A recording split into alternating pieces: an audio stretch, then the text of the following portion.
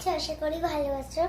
আর নিচে হচ্ছে মটকা এসেছিল, আর পাপা হচ্ছে মটকাটা খেয়ে নিয়েছে, আর আমার খাওয়া হয়নি। হচ্ছে মটকা এসেছিল, এই আমার ডাকলো, মটকাটা এমন খাচ্ছি। দেখো আমাদের, দেখো তোমরা কি আমার মতো মটকা খেতে ভালোবাসো? সে তোমরা যদি মটকা খেতে ভালোবাসো তাহলে সেটা কমেন্টে জানিও। আমার মটকা খেতে খুবই ভালো লাগে।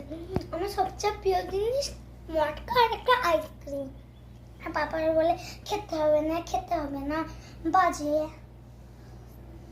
ঠান্ডা লেগে যাবে। চলো, আমার এইটুকুনি ভিডিও থাকলো। তোমরা